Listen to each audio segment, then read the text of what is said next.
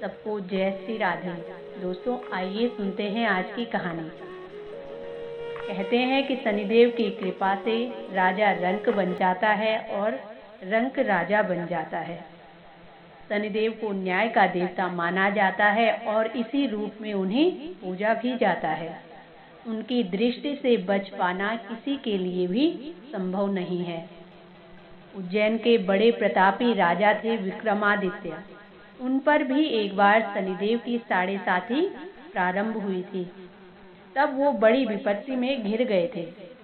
पौराणिक कथाओं के अनुसार जब वो अपने घोड़े की सवारी कर रहे थे, उस दौरान उनका घोड़ा उन्हें एक घने जंगल की ओर ले गया और उन्हें वहां गिराकर भाग गया।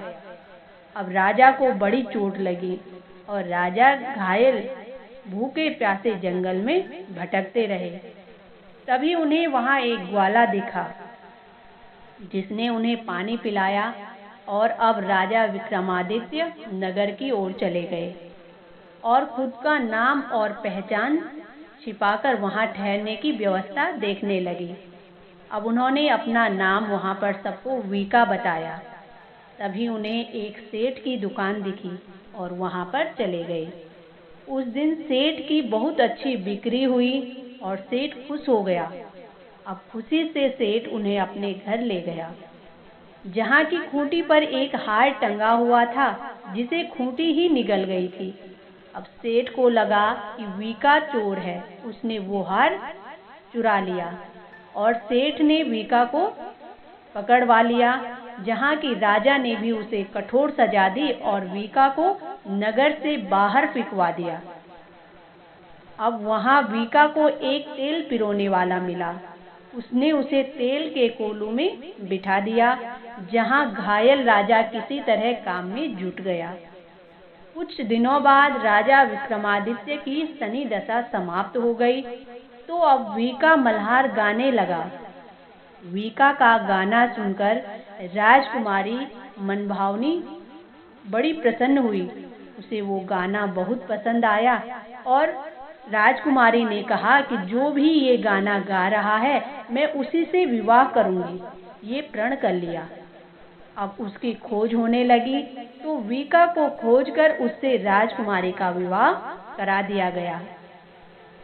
राजा को जैसे ही पता चला कि उसकी इस दुर्गति का कारण शनिदेव की दृष्टि है, तो उन्होंने शनिदेव की भक्ति भाव से पूजा की और गरीबों को खाना खिलाया, साथ ही चींटियों को आटा भी डाला। अब शनिदेव की कृपा से घायल राजकुमार पूर्ण रूप से स्वस्थ हो गए। तो वीका ने राजकुमारी को बताया कि वो उज्जैन के राजा विक्रमादित्य हैं। सभी ने ये सुना तो वो बहुत प्रसन्न हो गए। राजकुमारी का भी खुशी का ठिकाना नहीं रहा।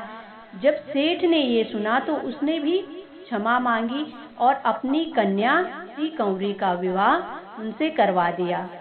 इधर शनिदेव की कृपा से उस खूंटी ने भी हार बाहर उगल दिया।